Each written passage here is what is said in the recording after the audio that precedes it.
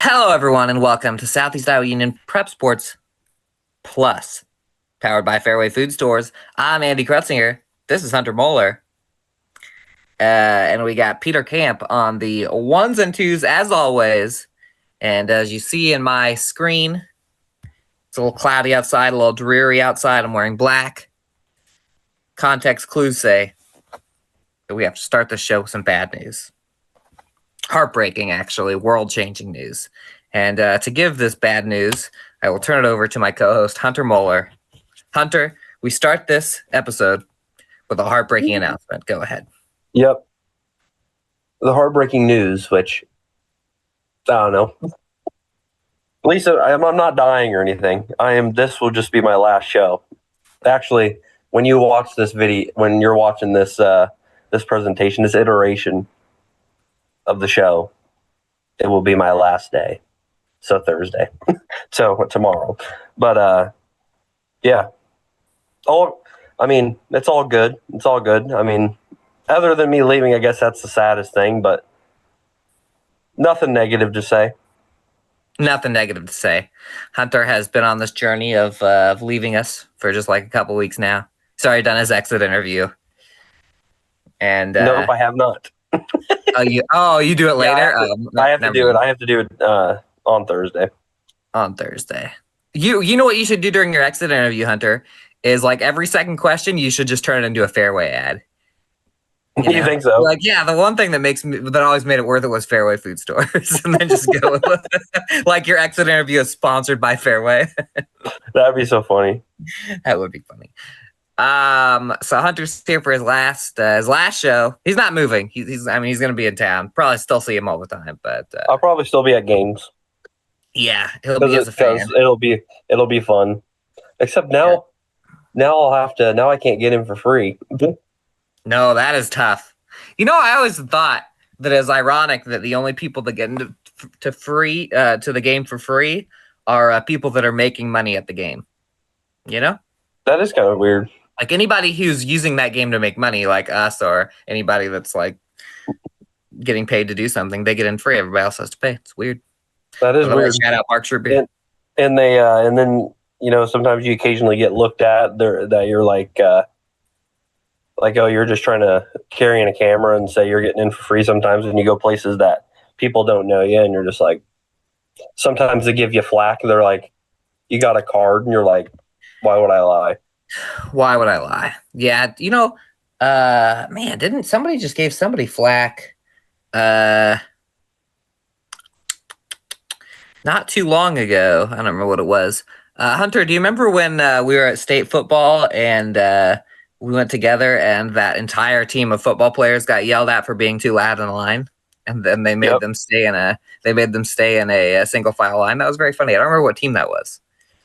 I can't remember either, but I feel like it was like a team that played our team. Like I think it was an 8-player team that was playing after either Waco or Winfield. And I remember that lady almost like didn't let me in or something because I don't know, it was something weird. And we're like, yeah, it was something weird. I don't remember what it was, but it was something. Did you have your 2000 it was like 2023 and you had your 2022 press pass? Is that what happened? It might have been or something like that. I was like, I guess I'll go buy a ticket and sit up in the stands. Good memories.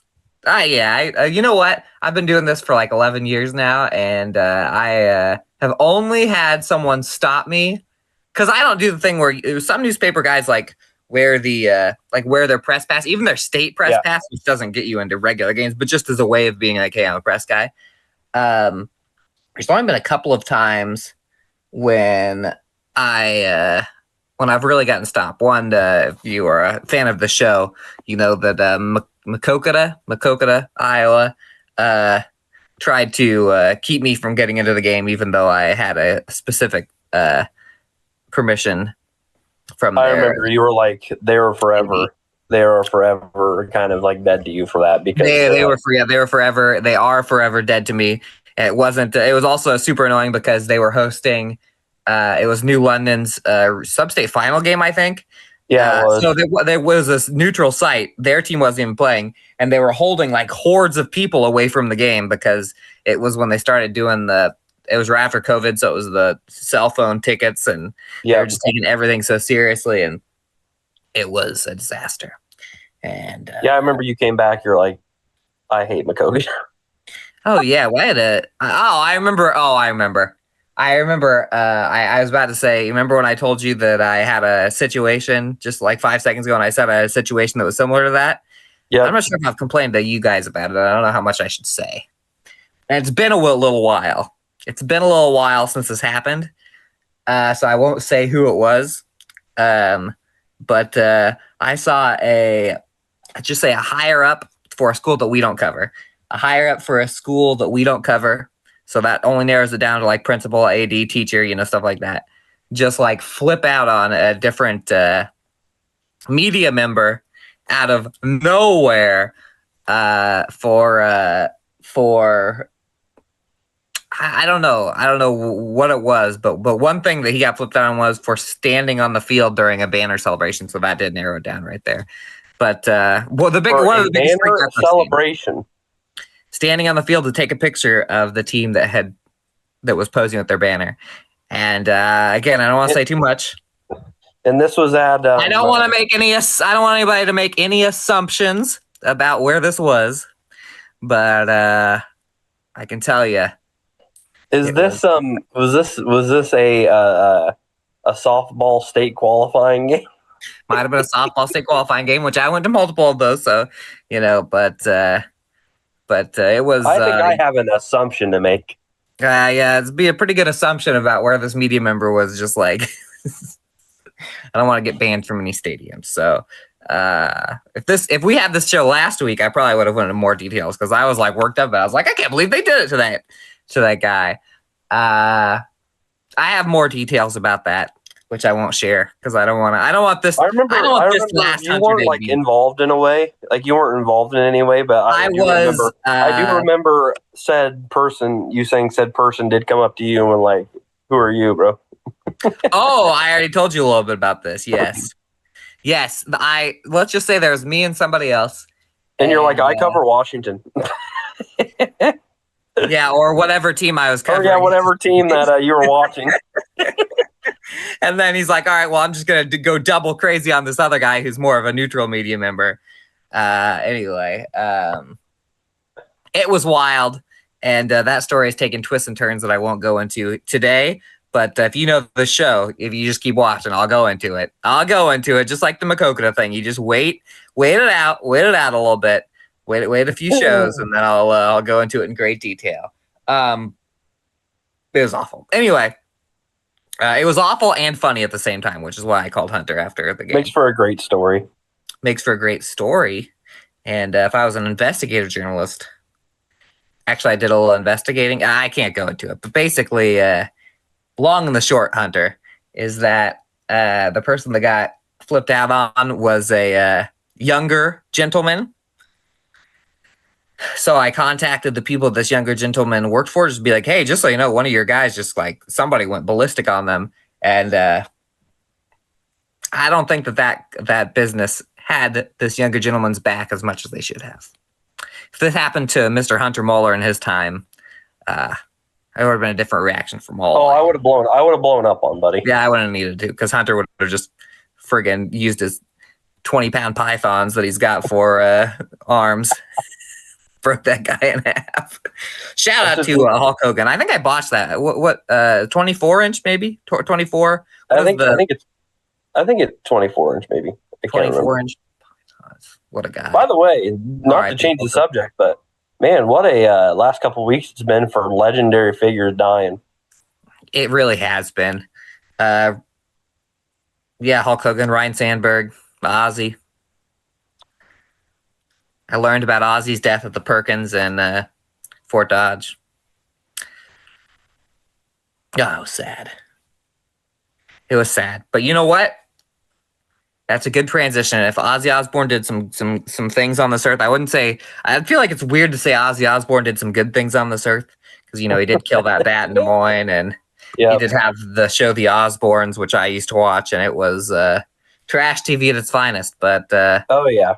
I used to love it. And I do think it's kind of funny, if not funny, but like fun that he went on a farewell tour right before he died.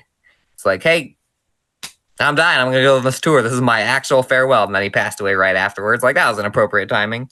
But yeah, Ozzy, which one are you the most sad about, Hunter? I don't know. I feel I probably felt pretty much the same for all of them, I guess. Pretty much. He felt nothing. All did some cool stuff.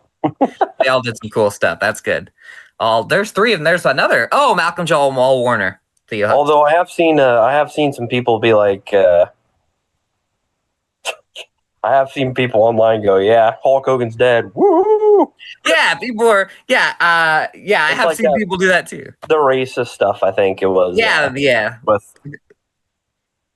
Which I don't even know what like he said before or whatever. But I had forgot, like when people were like that, I was like, what? There's so much stuff goes on that I just forget. So I like read back on it, and he was I think somebody like videotaped a private conversation. He was saying some pretty bad stuff. So I can't I can't defend the Hulkster in that one because I don't know all the well, I wouldn't anyway, but I don't know all the details. But I will say that I think it's funny that people are like celebrating like Hulk Hogan's dead at like he's 71, 74? Yeah.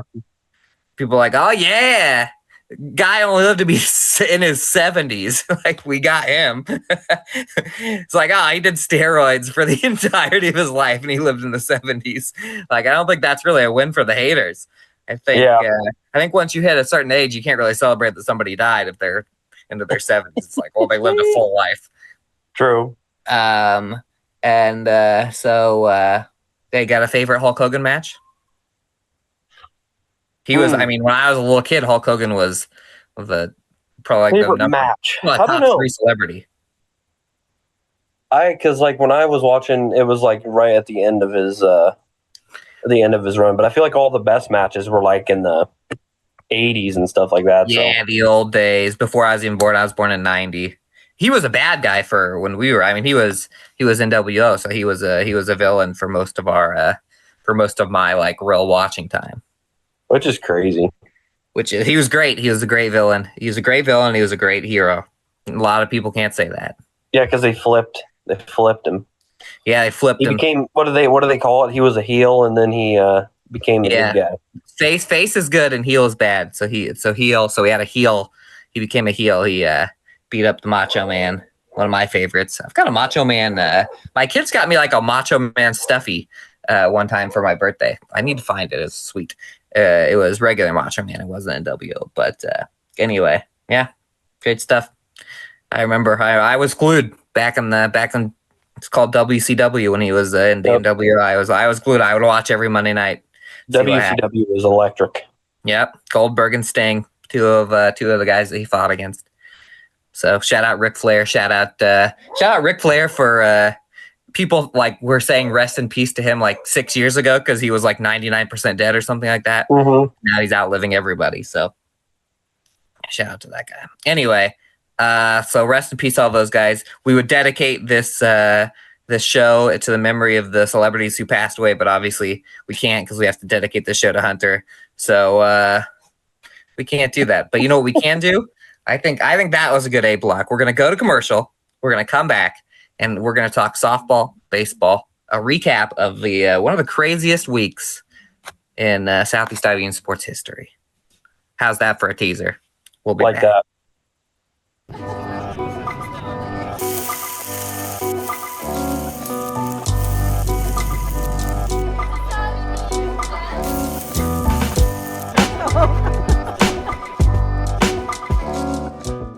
Introducing Hy-Vee Market Grill, where every meal is a delight. Start your day with our mouthwatering breakfast options and savor flavorful lunches with friends and family. Cap off your day with our delectable dinners. Hy-Vee Market Grill, where every moment is delicious.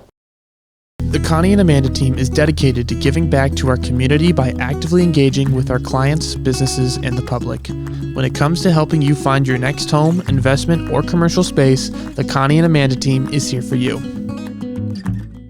I love helping people. I always wanted to help people. That's what I love the most. We do a really good job of growing our own, but also we are able to take your skills, adapt them to what we need, or grow them as well. Our leadership group here, they are actively involved, always supportive of our new ideas and innovation here at the hospital. Washington County Hospital and Clinics. Apply today. Welcome back, everyone. Southeast Iowa Union Prep Sports Plus, the saddest Prep Sports Plus there's ever been, I think.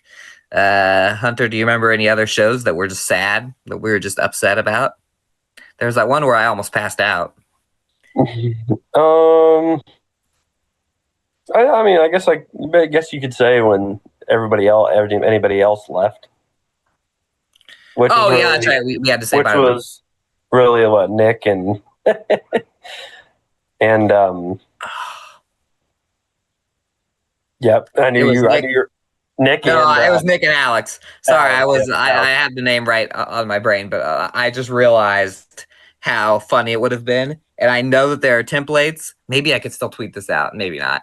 But if we had if we edited the Hulk Hogan joins the NWO video for you to be Hulk Hogan and like me and Peter and to be like, and anyway. Can you imagine?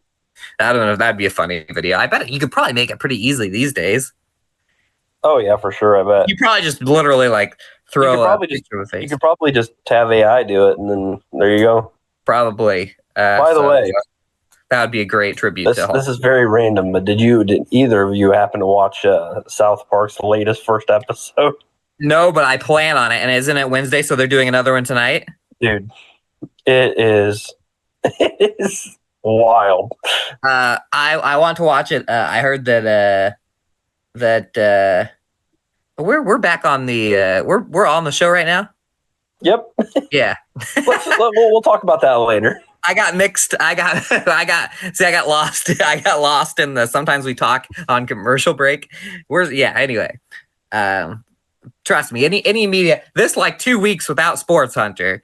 If there's shows or things that I need to catch up on, I catch up on. Because spoiler alert, people, before we get into softball, the summer sports season ended this last weekend. And sports start back up, Hunter, August 7th. The first girls tennis match of the year. So we only have a week of summer break. Girls tennis, which got moved to the fall and then got moved up because people didn't want to have, obviously people who played both sports didn't want to do both sports. They had to move it all the way up to August 7th. So not very much time to breathe, Southeast Iowa Union Prep Sports fans. So we better get the softball and baseball taken care of before we get lapped by fall sports. Hunter, I was at Fort Dodge. Very funny, by the way, that we forgot that we were filming right there and just started talking about random stuff. I was in Fort Dodge as we had two teams, the Washington Demons and the Highland Huskies, go and play in the state tournament. It was a kind of a two-sided story. On one side, the Washington side, it was the fulfillment of these, especially the four seniors who have been playing since 8th grade, finally getting up there. Let me tell you how it happened, by the way, because I was actually at a game, and I have not mentioned this game at all during this show specifically, but I was at a game at Davenport Assumption, the regional final between the Assumption Knights and the Washington Demons.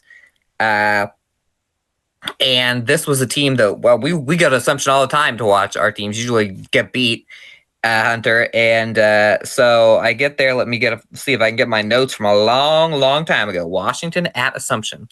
So Demons, Knights go back and forth. I will say throughout this entire game, I thought that Washington had the better at bats, that they looked like the better team, but they did have a poor defensive inning. So Washington was up 2-1 midway through the third. Colby Griner had a big double. Ella Griner scored on a double. By the way, the two Griners, you'll notice me saying their names a lot because they just went ballistic these last few games of the postseason. Bottom three, Washington gives up 3 runs, basically all on errors, basically all on just weird stuff where the ball got thrown to the wrong place or it went past somebody or there was a scramble. During this inning, there was a great play by Mackenzie Messer in left field, who gunned out a runner after a throw down. Olivia Anderson, playing catcher, threw down to third, and went past the third baseman. Messer picked it up in left field and gunned her out. So that kept it at 4-2. So it's 4-2, Hunter. Despite a few different threats, nothing was happening for either offense. Top of the sixth comes up. Natalie Hartman, leadoff double. She scores on a little bouncer from Leighton Salazar. It was like a little bouncer down the first baseline where it would have been a bang bang play. I think they probably would have got Leighton out at first, but they chose to try and go home and get Natalie out. Natalie was safe. Leighton's at first. So now it's a one-run game. One-run game, one out. Leighton Salazar's on first. So what do you think the call is there if you're the coach of the Demons, Hunter? You said Leighton Salazar's on first? Well, she's probably stealing. Exactly. So everybody knew it. She stole. Looked. It was a very close play. Very good throw by the Assumption catcher. About a 50-50 ball. I think she was safe. Maybe more 60-40 that she was safe. The umpire started to call her safe, did like he was going to do this, and then he changed his mind at the last second. I was like, oh, out of there. And so obviously that started, people were upset. I bet Overman was. I'll tell you what, I was sitting basically right by him because I was right across there's like a little divider between me and the Washington dugout.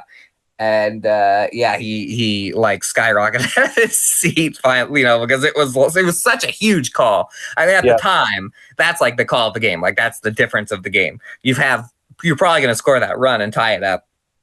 Anyway, so it actually I have in my notes here, and I have not looked at these notes since that fateful day. Leighton steals second, calls safe, and then changes his mind. Insane call is what I put in my notes. And so then it's 6-2. So then let's see here. So that's 4-3. It's 4-3. Get to the top of the seventh because Bella Salazar was awesome in the circle at this point. Really, she didn't really give up anything. There were a couple big hits, but the errors really were what costed Washington the runs in the first place. So she pitched pretty flawlessly throughout the game. Colby Griner leads off down 1, 4-3. Leads off with a leadoff double, which like she rocketed it off the third baseman's glove. Gets a second. Olivia Anderson walks. Bella Salazar comes up, first and second, no outs, bunts, and she bunted in it. It was a pretty good bunt, but it just happened to be, it wasn't like one where right off the bat you're like, oh, she's going to be safe. But the bunt coverage got messed up for Assumption, and nobody covered first, so then she's safe. So now we got bases loaded, nobody out for the Demons. And then strikeout, and then so with one out, bases loaded. This is the play of the game, Hunter. Mackenzie Messer, a freshman up, one out, bases loaded, down one. She sent a little blooper over the pitcher's head, like one of those that was kind of like, it wasn't like it was like a soft line drive so much that it was going to fall in the infield. The second baseman and the shortstop both made attempts to catch it, like diving attempts. And because of the hit, it was, if somebody dove and caught it, one of the runners was going to get out. It was going to be over. Assumption was going to win because it was a line drive enough to where the runners were going. Barely falls in, and then it like got kicked off of one of their legs, which allowed another run to score. So that scored the tying run and the run to go ahead. Reagan Miller had an RBI after that, 6-4, and then in the bottom of the seventh, a couple of great plays by the Salazars. There was the very first runner hit the very first batter, and this is the top of the Assumption order. And the top of the Assumption order is really good, and the top girls are like their leadoff girl was a lefty who was super, super fast. She hit one of those high bouncers that if it would have just got to the shortstop, there's no way she would have been out. And Bella Salazar like reached up off of the circle and grabbed it and did like a fadeaway, like zinger into first base to get her out. So that was one out. And then with one on and two outs, they sent a shallow fly ball into left, and Leighton Salazar ran it down, made the catch, and Washington went to state for the first time since 2013, the same year which was their last conference championship alone. So they get to state. They played Williamsburg in the first game. Williamsburg, 2-time defending champions. Washington was the 7 seed. Williamsburg was the 2. It was 3-2, Hunter, in the 6th inning with bottom of the 6th, 2 outs. When stuff started to go wrong, Williamsburg, they scored all their runs with 2 outs. So did Washington, and it wasn't like fluky plays or anything. It would just be a situation where it's like, all right, one more strike gets Washington out of this. And the Williamsburg girls, who I described as like they're like 3 and 4 hitters all the way down the lineup. They just would good pitches they would just get a hold of and line them. The big one was a deep ball over to center field. Ella Greiner almost caught it, but it hit off the fence. And that broke it open. Williamsburg ends up winning 7-2, 7-2, 7-3, 7-2. 7-3 is the Highland game. So top one, by the way, the 2 runs for Washington, they were down 2-0, and Colby Greiner absolutely nuked one to left. If you have we have pictures of it in the newspaper that have already run, the homer and the celebration. But if you've got YouTube, if you're on the internets, people, you go back and watch that game and see how far of a home run it was. No doubter. And so that bumped them to the consolation game, which was played at the exact same time as Prep Sports Plus would have been taped last week, which is why we didn't tape it. 10 o'clock on a Wednesday. And they played against Esterville Lincoln Central, who had a superstar pitcher and who I watched because they played at the same time as Washington, or 30 minutes after. I watched them almost beat Albia, and a couple of weird bouncers and errors had them lose 2-1. So they should have probably been in the semifinals, ELC. But ELC 3-1 over Washington, and in this one, Ella Greiner had an RBI for Washington. Bella Salazar pitched another good game for him, and the final inning, it was 3-1. Olivia Anderson got on from an error, and got all the way to third with no outs. But the pitcher for ELC, very good. Can't say anything too bad about her, except that our teams are lucky because she was a senior, because she had some good stuff. So Washington ends the season only 29 wins, couldn't quite get to 30, but state tournament, played 2 really good games.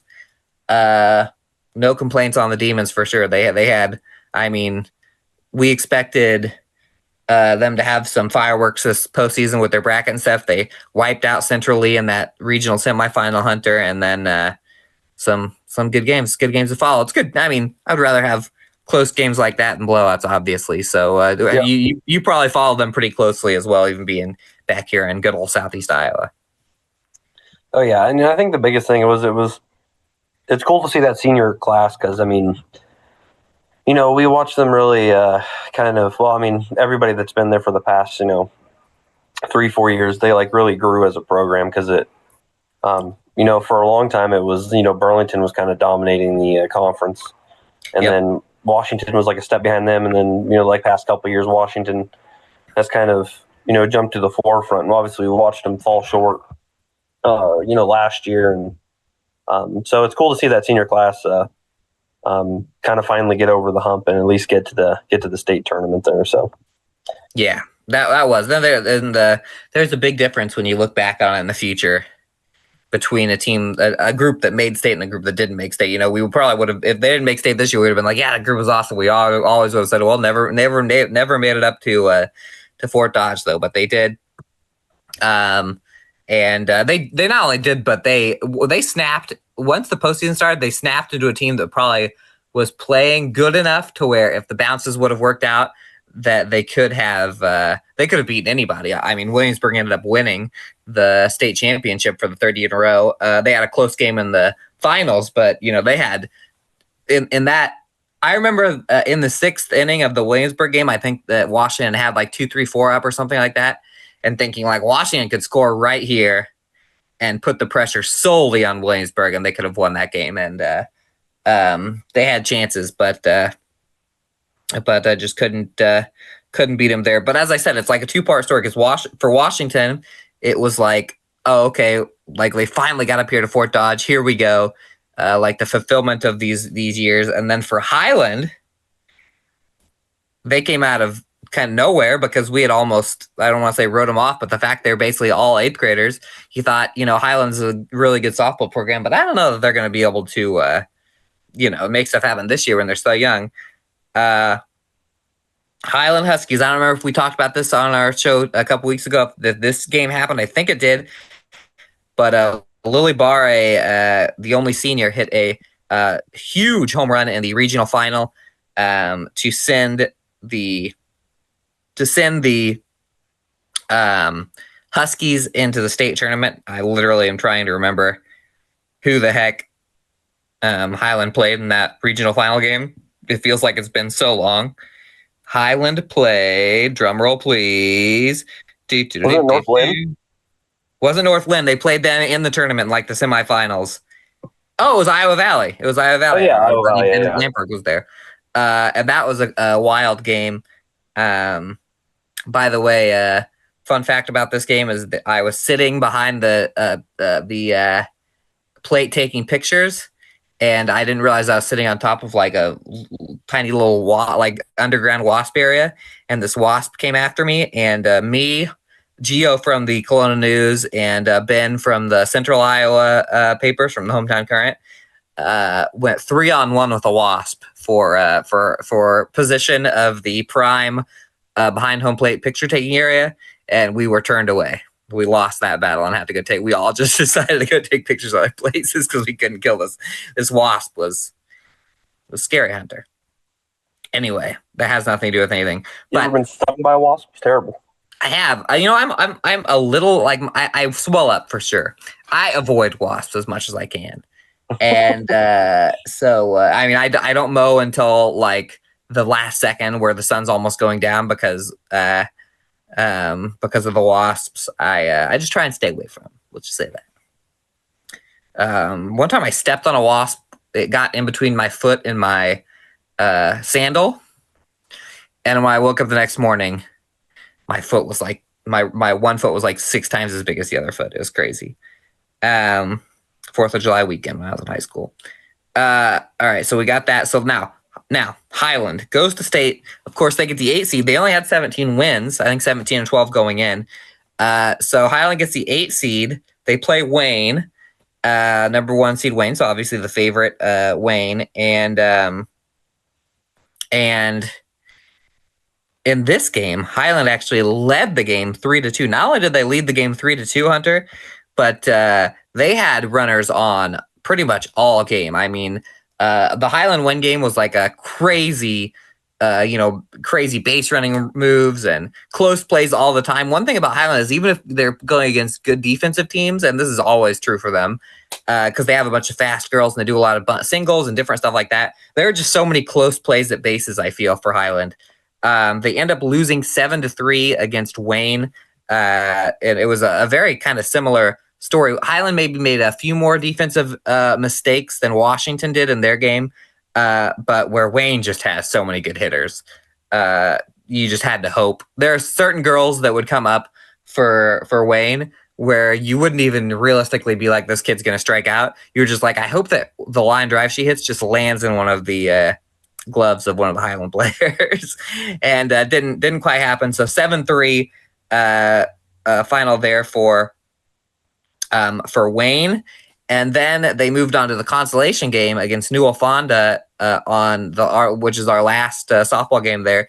That one was another crazy one. They lose this one 7-6, and 5 of the 7 runs for New Fonda were in 1 inning. Now I got to make sure it was the 2nd or 3rd inning here. I'm pretty sure it was the 2nd inning here. Bloop, bloop, doo, doo, doo, doo, this one right here. There were runners on 1st and 2nd, 2 outs, and there was a play at 3rd base where the ball was thrown, and the whichever Highland player, I can't remember if it was a 3rd baseman or someone covering 3rd at the time because it was a little scrambly, I think, caught the ball and like kind of maybe tagged the runner, maybe tagged the base for the force out at the same time as the runner came in. I think the runner was safe, but she was called safe, and then so then it's base loaded, 2 outs. They score 5 runs. So Highland was down big early, came all the way back to cut it to 1. A lot of that was because of the work of the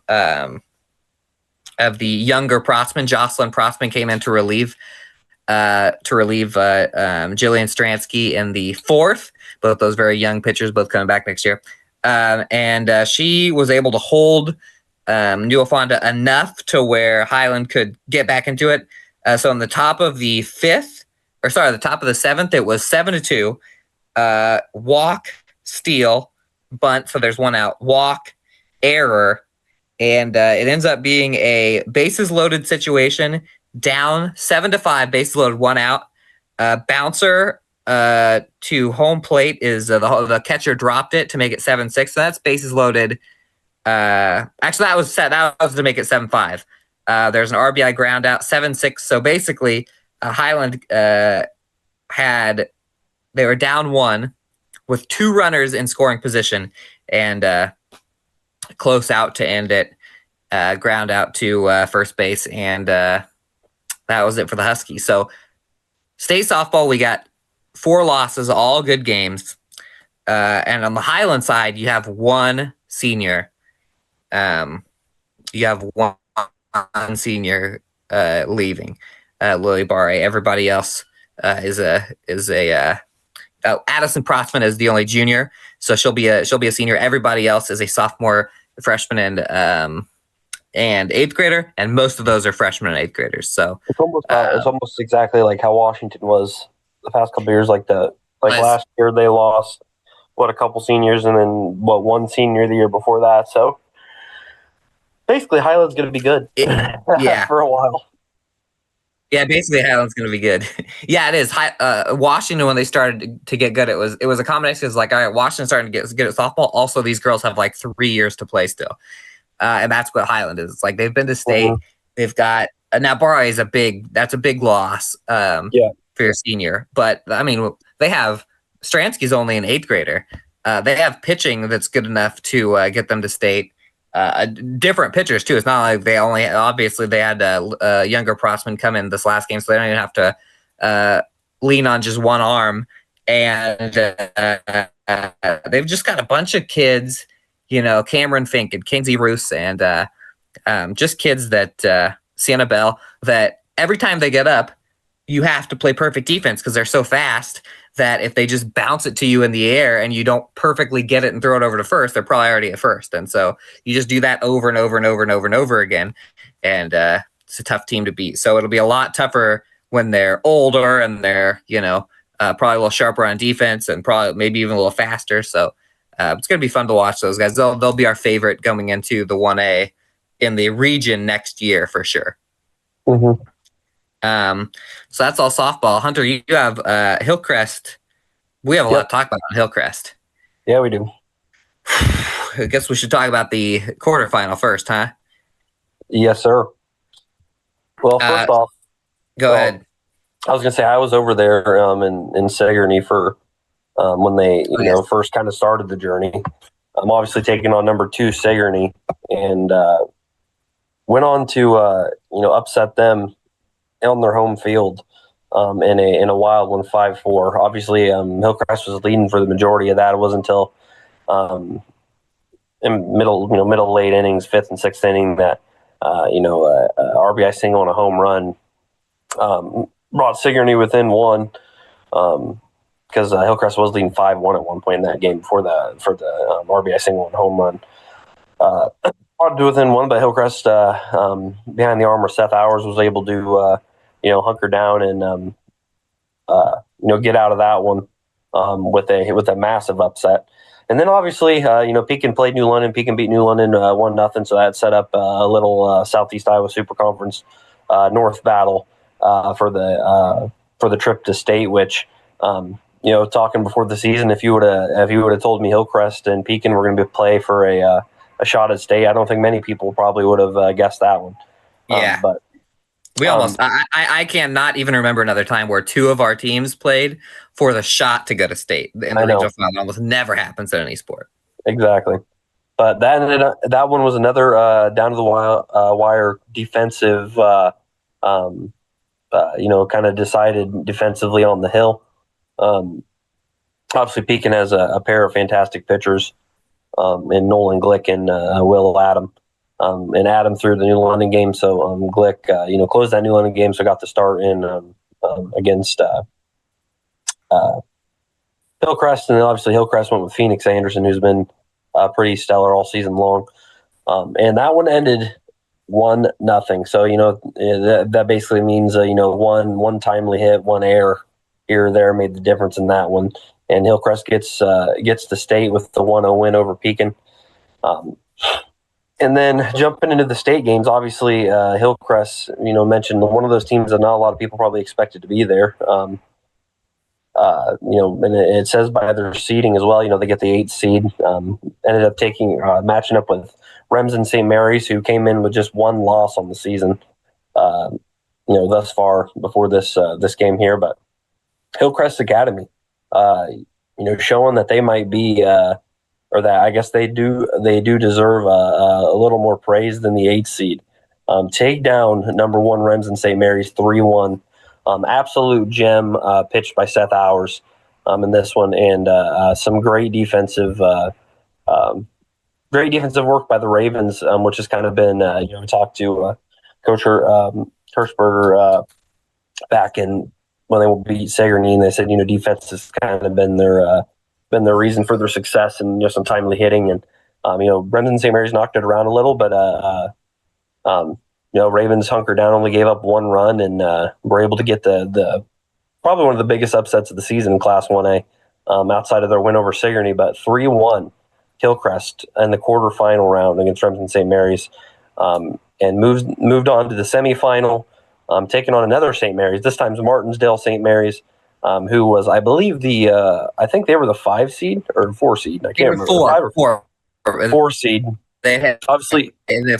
Oh, wait a minute. I remember. Were they the 2? 4 seed? I think they're 4, because that makes sense. No, they're not the 2. They'd be the 4 or the 5. Yeah, because 2 would be on the other side. Wait, I'm literally. I have the story. I need to update that for online because I updated it for the paper. But semifinal will be Martinsdale St. Mary's played key in the 4-5 game. Yep. But Martinsdale St. Mary's obviously another great 1A team, entered 32-4, I believe, or 31-4 or something like that. But anyway, it was looking like Hillcrest was going to pull another crazy upset with probably one of the greatest runs to it was looking like it was going to be one of the greatest runs to the state finals that we've seen in some time for just in the state of Iowa, I guess. Hillcrest Academy went down 2-0 in this game, and then just came roaring back between the second and third. Scored 3 runs in the second inning, take a 3-2 lead, and then added what was their biggest inning of the tournament. Scored 5 runs in the third. Just like that, made it 8-2, and like you said, we were texting. We're like, oh my goodness, they're gonna do it again. Then everything kind of fell apart. What we talked about, what they talked about kind of defensively. I think they had 5 errors between the 4th and 5th inning, and it kind of showed in the 5 big errors at that.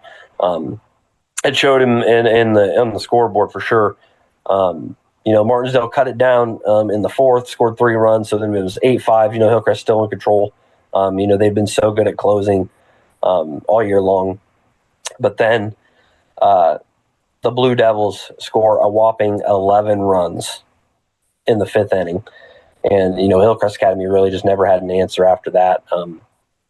They ended up, Martinsdale ended up scoring 2 runs in the 6th to end it after 6 innings.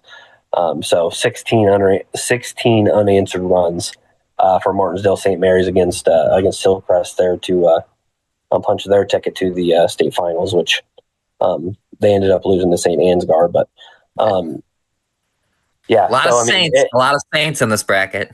Yeah, there is. But regardless of the lopsided loss, Hillcrest Academy, a team that probably wasn't even talked about being there What a kind of little magical postseason run for them. I think they started the season like 3-5 and won like 13 of 15 of their like games after that, or it was like 14 of 15 games they won after starting 2-5 or something, or 2-3, something crazy like that. I put it in the story, but I can't remember at the top of my head. So, after a slow start of the season, I mean, they really went nuts there all the way to the end in the state tournament. So, shout out to the Ravens for a great run.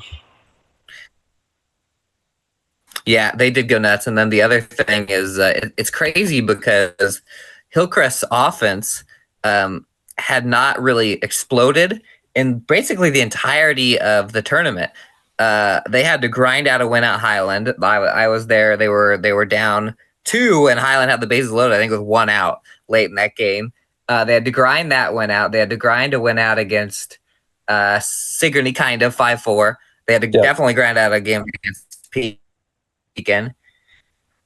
As you said, in that quarterfinal game, it was. I will say the quarterfinal game, bounce here or there. Hillcrest probably could have won by like 6 runs because they had the base loaded the entire stinking game. But still, it was a 3-1 game, and so they're getting all these wins, and they hadn't had like a real huge offensive output. And then all of a sudden, in that semifinal game, they just started like hitting the ball so hard. And I texted, that was where you're like, man, Hillcrest could win the state championship, because now all of a sudden the one thing that they weren't doing perfectly they're doing. And then of course the state tournament's weird, where it just what sometimes teams get into that rut of just you need a couple outs to get out of the inning, and it's just so hard against teams that have offense like Martinsdale St. Mary's. So that's the thing. Tough. It's just kind of tough. Well, I was just going to say, like, playing at Carroll, it's a different thing, too, because, like, in normal fields, I mean, it's like an MLB-sized field. So, I mean, in normal fields, you can in normal, like, high school fields, there's a lot less ground to cover. And if you've never been to Carroll, like, the gaps between left and center and then right and center are absolutely massive. So, like balls that would normally be probably, like, maybe on the verge of, like, a double, like in normal high school fields, are like almost always a triple if it goes to the track. If it goes to the warning track, it's probably going to be a triple at that. Yeah. So that's kind of where it's really impressive too. There to limit runs, because I feel like teams that hit the ball well are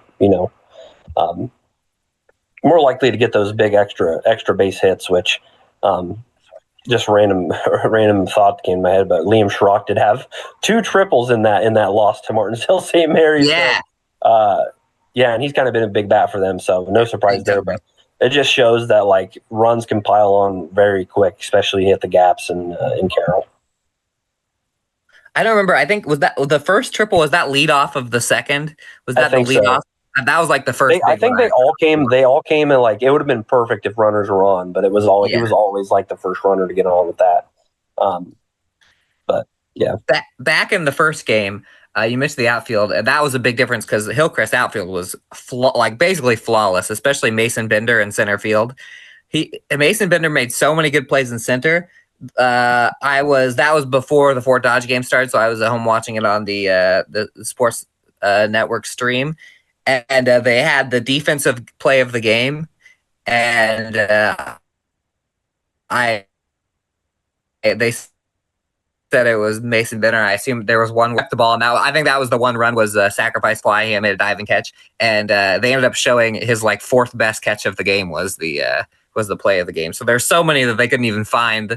It was just like, I'll throw one of these out there. So Hillcrest played great. I will say that even though they were definitely like the Cinderella team, I will say that thinking back about how long a lot of these kids have been playing, Hillcrest has been like a major player for a couple of years. I remember that they played that sub-state final game against Notre Dame that they put in Burlington and said it was because that was a neutral site. And then they didn't get there last year, but so they did have one, I think. Yeah, so they did. So they had the senior leadership and the talent to go far. It just stinks that they had that bad inning or two, but good they didn't have it in the quarterfinals, and we ended up getting a week of state baseball softball where we saw all four of the softball games, even though they were losses, they were all legitimately close games that were fun until the very end. And then Hillcrest games, even though the second one they technically lost by a 10-run rule, it was another like just two wild games to watch where every inning feels like a roller coaster. So that was cool. I've been to state tournaments where, well, you have too, where our team, maybe especially if they're the 7 or 8 team, which all of our teams were the 7 or 8 seed, where it's like 5 minutes into the game and you're like, all right, this is over. Yeah. Well, nice little trip up to Des Moines or Fort Dodge or wherever it was, and this was these teams that played this the last couple weeks, they were legitimate threats in every game. They could have beaten anybody up there, so that was fun. Yeah, it's kind of funny because what's the last? This year it was like all our teams were underdogs, and they made it. They made it close game. Like they made it close games. What was the last team that made state with New London baseball, and they were just like blowing everybody out until the state final. So yeah, they were the big favorites. It was like Mid Prairie baseball too. Oh yeah, Mid Prairie baseball was there at the same time, and they had some close games too. So it's like you like a close game, and it's always fun to watch a close game as a spectator. So, like you said, I'm glad that they were able to kind of show out. Despite not, getting the results they would have liked, but regardless, it was great, and it was a great way to end our summer and send us into this summer break, which lasts about 7 more days before girls tennis. By the way, no one's going to have round the clock girls tennis coverage. Like, actually, that's not true. Everybody will, because sport going on. But you stick if you like girls tennis. If you like girls tennis, and this is basically only Fairfield, Mount Pleasant people I'm talking to because nobody else has it, we're going to have girls tennis in the newspaper. That's August 7th. Everyone come out. Fairfield Middle School or East Lake at Mount Pleasant. First games of the 2025-2026 school year. And we'll say a tiny bit more about that when we come back. Hunter's last block. The C block, Hunter's last block of Southeast Iowa Union Prep Sports Plus. We'll be back. Attention Hy-Vee shoppers, introducing Hy-Vee Perks, your ticket to exclusive savings and rewards. Access exclusive perks, prices, earn gas discounts, and unlock special deals. All this for free. Join Hy-Vee Perks today and start saving.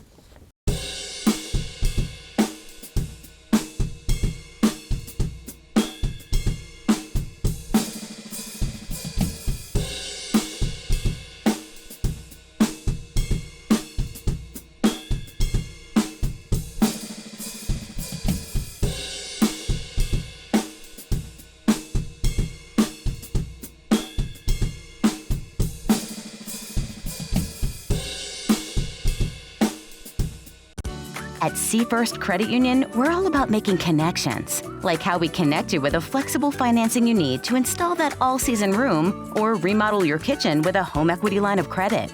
Connect with First today and see why together is better. Bring the kids, share the memories, celebrate 75 years of traditions at the Midwest Old Threshers Reunion. Relive the magic of steam engines, antique cars, and trucks, tractors, gas engines, and horses. Whether it's your first visit or a cherished tradition, you'll enjoy the delicious foods, the thrill of an Old West shootout, and the excitement of nightly grandstand entertainment. For 75 years, this has been the place where memories are made at the 2025 Midwest Old Threshers Reunion, August 28th through September 1st in Mount Pleasant, Iowa. Visit oldthreshers.com for more details. In the heart of rural Iowa, where community matters most, the connections we make are made to last. Meet KCTC, your hometown internet, phone, and TV provider. At KCTC, we're not just about technology, we're about people.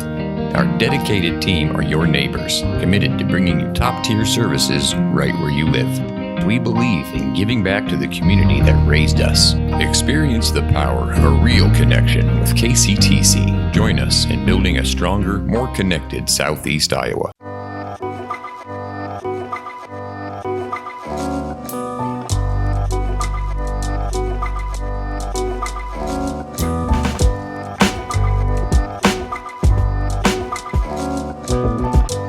Welcome back, Prep Sports Plus, powered by Fairway.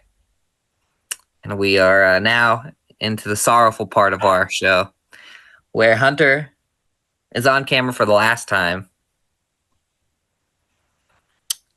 Hunter's been with our newspaper for almost 4 4 years. years. Basically, you round up.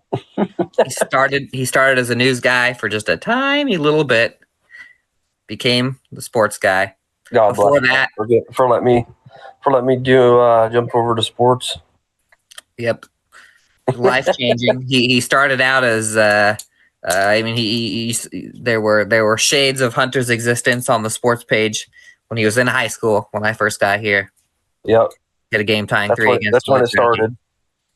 It's where the fame started. That night was where the movie started when he hit a game tying 3 against Holy Trinity, and they did lose anyway. In But, OT. in overtime. But that's it, Hunter. Do you have any favorite memories? Any final thoughts? I just say like all of going to the games and shedding a lot. How do I put this? Shedding a light on the amazing athletes we get to cover. I'd say that was probably that's probably the best part. Because I mean, really, I tell people like this, but I feel like what we do is like it doesn't really feel like a job. I mean, the only part that I honestly feels like a job to me is like the driving to places. Yeah. But other than that, it's like it's easy. Like if you like sports, then you're literally just writing about what you see, like what you see and what happens. Like so, I mean, it's fun. That's it. I would say, but that was that's probably the best part is just being able, and seeing like all the moments of like success too. I think my favorite moments are always like when teams, punch a ticket to state or something like that, or like win a big game. I'd say those are the kind of my favorite moments from doing it. I agree with that. I think the best parts are like the teams that you've been, especially when you've been here long enough, you saw them when they were like younger kids when they weren't so good, and you get to see them kind of climb up the ladder a bit, just like you did that day against Holy Trinity. Do you have was there a number one game? Like, is there like what was the best game you ever covered for the Southeast Iowa Union? It's hard because you cover. I won't be biased. I'm not trying to be biased here, but undoubtedly, the 1-2-3 double play for New London to win the state title. That was pretty awesome. Oh yeah, that makes sense. And not just because I went to New London, but like that was like the way that like happened. Like that double play like hardly ever happens, and the way like it happened like that was crazy. And that game was probably one of the best too. Just like back and forth, like. That was pretty much edge of the seat like the entire game. So I would say that was one of the best. The fact that it was like the pinnacle of like the season, like the pinnacle of like the biggest moment, and then for it to end like that. And maybe there was a little bias because like when I was in school, those kids were all like elementary. So maybe there was a little bias there, but that was definitely one of the coolest moments, I'd say. That was like the perfect moment. By the way, I'd say that too, and Cooper Schulte who turned like the play. That and probably and then state football, I'd say. But I do. Yeah, I guess there's a couple. I'm gonna say one more moment. I always like state track. I always think that event's so cool. It makes us do a lot of work with writing stories because we always have successful athletes. But a state track's a really cool event where you just see like top-notch talent, like across the board. That and Drake relay. So I'd say those three things. All involve like postseason, but really cool moments kind of stem from being at those places. So I'd say those are three of my favorite memories from doing it. I like that. Hunter. You never got hit with a foul ball, I don't think. Nope. Is an injury-free 4 years. I did snag a foul ball one time, a nice little grounder in Washington one time, but nice. To get a little whenever I was standing in that box, all I could think about was that time you told me you got drilled by that one. Didn't you get drilled by one in the head or something, or was that something else? Yep, right in the face. Right in the face. I wish I would have taken. I took a picture after it happened, but I was already gauzed up. I wish I would have taken a picture right after it happened, but I got pulled out by the medical staff because were you I like was down? trying to Were you down and out in that, or no? Oh, do you mean down like on my knees or down like knocked out? Like you were not knocked out, but were you just like oh god, like you were sitting down like? No, I actually was on my I was sitting on my knees because I was the youngest back when I was young. I was the Oh, youngest really? of the photographers. And so the ball, it was like a real hard, like one bouncer to me, and I just tried to catch it. And like I just tried to scoop it, like be cool about it, and it just deflected off my hand and hit me in the face and like knocked my glasses off. I put them back on, and I was like, "No, I'm good, I'm good." And then Shannon, who does one of the medical people, he was like, "Hey, we actually have to pull you out to give you like the like." Oh, I was bleeding. He's like, "Dude, you're bleeding all over your like the side of your face is bleeding." I was like, "Oh, I actually didn't realize that." He had to pull me out and give me the concussion test. And it's tough. It's tough. Hey, you ate it. Never happened to Hunter. You ate it like a champ. Yeah, and freaking whine to the association and have them put those blocks away. Then all of a sudden, the association's like, "Oh, the media guys." Not because of what happened to me. What happened to me was very minor. But they're like, "Oh, the media guys are too in danger in those boxes." I need the real story on why they took away the media boxes, but it's upsetting. Even at state softball and baseball, there's no media box. That's brutal, man. I hated that. I mean, I love the media boxes, but I hated they took them away. I will say it. Here comes the sneeze. It gives advantage to young men like Hunter, and middle-aged men like myself, because we can get up on the stool. Like at state softball, there's like the perch, which is like it looks like the thing. You know, in Happy Gilmore 1, by the way, Happy Gilmore 2 is a great movie. You know, in Happy Gilmore 1, when he hits a ball and it knocks over the media tower. Yep. At state softball, there's like a little version of that. It's not as big. It's just over the fence, so you can easily see over the fence. And I felt like I had the advantage because some media people would go on there and some wouldn't. So people like Hunter and I, who can get on the stools and climb on stuff, we have a little advantage now without the media boxes. So exactly. So it does help us, but I will still complain about it. I wonder what Hunter's first sporting event. You're probably going to go to a football game. Probably. You'll probably wind up at a football game with your family, like immediately. Probably a Mount Pleasant football game or something. That's right. Probably go to the Mount Pleasant opener. Was the Mount Pleasant opener? Yeah, I have to. Yeah, Hunter's doing that right now. By the way, everyone read our fall sports tab. That's basically all Hunter. I'm the magazines for Fairfield and Washington, so those are coming out. There's a lot to look forward to. You know what? Despite the loss of our Manhunter, the show may be wounded, but will live on. There'll be no breaks. Minneapolis is their first game. Oh, yeah, Mount Pleasant, Minneapolis. Oh, there you go. Maybe Hunter will be in the stand signing autographs at Mount Pleasant, Minneapolis on... Seeing their schedule is like a lot different than before because of like that change in district. So like they play Knoxville, Oskaloosa. Yeah. I mean, Oskaloosa is like Central DeWitt. Dang. The Sabres. Yeah, it'll be a I'll tell you what, I'm happy for you, Hunter, that you got a job that's probably more higher paying and that you're staying around here. But you're going to miss the most local fall sports season of all time because everybody plays against each other in football again. I know. You're excited. Very excited. What a time to be gone. What a time to be gone. We'll miss Hunter. We will not be taking any breaks. I mean, I know we technically took a break. And he's going to keep on rolling. We're going to keep on rolling. We'll be back. Same bat time, same bat channel next week. What is the date for next Thursday? Wednesday, Thursday. Next Thursday is the 7th. And Wednesday is the 6th. Next Thursday is the 7th. So next Thursday, we will bring you fall. It'll be fall sports officially next Thursday because that's the first day of tennis. So we'll have a full preview of those games. No, we won't because I'm not sure if the rosters will be out yet because it's so early. But yeah, Hunter, when will the next? When will you not see them? It'll be next week. Next week you won't see him. He'll be gone. Peace. Love.